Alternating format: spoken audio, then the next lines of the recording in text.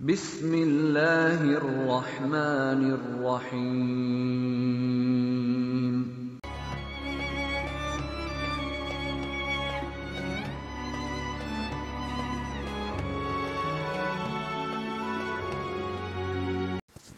بسم اللہ الرحمن الرحیم، نحمدہ حمدا کثیرا ونسلم علی رسولہ الکریم وآلہ العظیم واصحابہ الفخیم۔ السلام علیکم ورحمۃ اللہ وبرکاتہ۔ سفر المظفر کا مہینہ شروع ہو چکا ہے،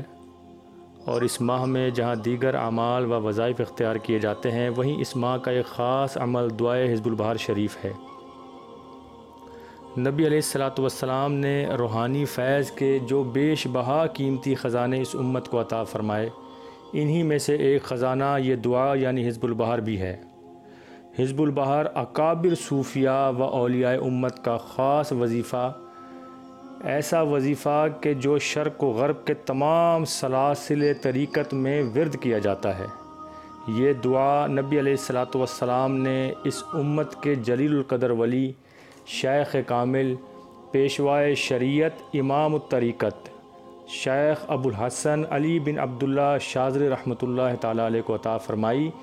جو کہ حضرت امام حسن رضی اللہ تعالیٰ عنہ کی اولاد میں سے ہیں، یعنی حسنی سید ہیں، اور ظاہری نسبت، ظاہری بیعت آپ کی قطب الاقطاب سیدنا عبدالسلام بن مشیش رحمۃ اللہ علیہ سے ہے۔ آپ انہی کے خلفاء میں شمار ہوتے ہیں، جبکہ آپ کی باطنی بیعت اور باطنی نسبت کے حوالے سے امام شورانی رحمۃ اللہ علیہ نے طبقات کبریٰ میں لکھا ہے کہ کسی نے شیخ ابو الحسن شاذلی رحمۃ اللہ علیہ سے سوال کیا کہ حضرت آپ کے شیخ کون ہیں؟ تو آپ نے فرمایا کہ پہلے میں شیخ عبدالسلام بن مشیش رحمۃ اللہ تعالیٰ علیہ کی جانب نسبت کیا کرتا تھا، اور اب میں کسی کی جانب نسبت نہیں کرتا، بلکہ 10 سمندروں میں فیض یاب ہوتا ہوں، جس میں سے 5 سمندر یہ ہیں۔ سب سے پہلے نبی علیہ الصلاۃ والسلام جو روحانیت کے امام ہیں، دوسرے سیدنا ابو بکر،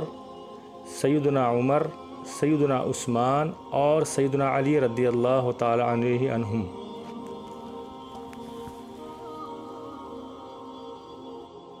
جبکہ آپ کی نسبت اویسیہ سے متعلق امام شورانی رحمۃ اللہ علیہ نے طبقات کبریٰ میں لکھا ہے کہ جب کسی نے آپ سے پوچھا کہ یا سیدی آپ کے شیخ کون ہیں، تو آپ رحمۃ اللہ تعالیٰ علیہ نے فرمایا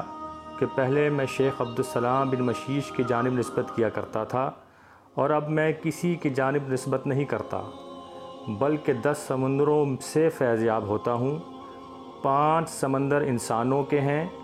یعنی کہ جناب رسول اللہ صلی اللہ علیہ وآلہ وسلم، سیدنا ابو بکر، سیدنا عمر، سیدنا عثمان اور سیدنا علی کرم اللہ وجہ الکریم، اور 5 سمندر روحانیین کے ہیں، یعنی سیدنا جبرائیل، سیدنا میکائیل، سیدنا اسرافیل، سیدنا عزرائیل اور روح اکبر علیہم السلام۔ اسی طرح آپ کے مقام سے متعلق شیخ ابو العباس مرسی رحمۃ اللہ علیہ فرماتے ہیں، میں نے ملکوت الہی کی سیر کی تو حضرت ابو مدین غوث رحمۃ اللہ علیہ کو ساق عرش سے چمٹا ہوا پایا۔ میں نے ان سے عرض کی کہ آپ رحمۃ اللہ تعالیٰ علیہ کے علوم اور مقام کیا ہیں؟ انہوں نے فرمایا میرے 71 علوم ہیں، اور میرا مقام چوتھے خلیفہ کا ہے، اور یہ 7 ابدالوں کے سردار کا مقام ہوا کرتا ہے۔ شیخ ابو العباس مرسی رحمۃ اللہ علیہ فرماتے ہیں، میں نے عرض کی کہ آپ میرے شیخ سیدی ابو الحسن شاذلی رحمۃ اللہ علیہ کے بارے میں کیا فرماتے ہیں؟ اس پر حضرت ابو مدین غوث رحمۃ اللہ علیہ نے فرمایا کہ شیخ ابو الحسن شاذلی مجھ سے 40 علوم آگے ہیں، اور وہ ایسے سمندر میں ہیں کہ جس کا احاطہ نہیں کیا جا سکتا۔ اسی طرح مزید شیخ عبداللہ شاطبی رحمۃ اللہ علیہ فرماتے ہیں کہ میں ہر رات شیخ ابو الحسن شاذلی رحمۃ اللہ علیہ کو بارگاہ الہی میں وسیلہ بناتا اور ان کے وسیلے سے اللہ تعالیٰ کی بارگاہ میں اپنی حاجات پیش کرتا تھا اور میری وہ دعائیں قبول ہو جایا کرتی تھیں۔ پس میں نے خواب میں نبی علیہ الصلاۃ والسلام کی زیارت کا شرف حاصل کیا تو عرض کی کہ یا رسول اللہ، میں ہر رات اپنی حاجات میں شیخ ابوالحسن شاذلی رحمۃ اللہ علیہ کو وسیلہ بناتا ہوں، کیا اس میں کوئی حرج تو نہیں؟ نبی علیہ الصلاۃ والسلام نے ارشاد فرمایا کہ ابوالحسن تو میرا حصی اور معنوی بیٹا ہے، اور بیٹا باپ کا جز ہوا کرتا ہے، تو جس نے جز کو پا لیا گویا اس نے کل کو پا لیا، اور جب تم شیخ ابوالحسن شاذلی کے وسیلے سے اللہ تعالیٰ کی بارگاہ میں سوال کرتے ہو تو بلا شبہ تم میرے ہی وسیلے سے دعا کیا کرتے ہو۔ آپ رحمۃ اللہ تعالیٰ علیہ کا بہت بڑا مقام ہے۔ علماء اسلام نے آپ کی تعریف و توصیف میں بہت کچھ لکھا ہے۔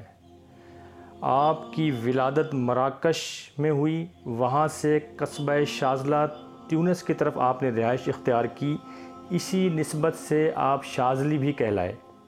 آپ رحمۃ اللہ علیہ کے نام کے ساتھ شاذلی نسبت کی ایک وجہ یہ بھی بیان کی گئی کہ ایک مرتبہ بطریق الہام آپ کو شاذلی کہا گیا۔ آپ نے بارگاہ الہی میں عرض کی کہ مالک، میں تو نہ اس علاقے میں پیدا ہوا ہوں اور نہ ہی یہاں مستقل قیام پذیر ہوا ہوں، تو جواب عطا کیا گیا کہ آپ شاذلی اس علاقے کی نسبت سے نہیں بلکہ انت الشاذلی ہو، یعنی کہ آپ میرے لیے خاص ہیں، اس لیے یہ نسبت آپ کو عطا کی گئی ہے۔ اور پھر اسی نسبت سے آپ کا سلسلہ طریقت مشہور ہوا، اور آج آپ کا سلسلہ شاذلیہ عرب اور عجم میں مشہور ہے۔ شرق و غرب میں اس کے علماء، اس کے صلحاء، اس سلسلے کے اولیاء موجود ہیں۔ آج بھی یہ سلسلہ پاک و ہند میں ہے، اس کے وظائف، اس کے احزاب، اس کے مریدین ورد کرتے ہیں، اور آج بھی شیخ ابوالحسن شاذلی رحمۃ اللہ علیہ کا فیض پوری دنیا میں جاری و ساری ہے۔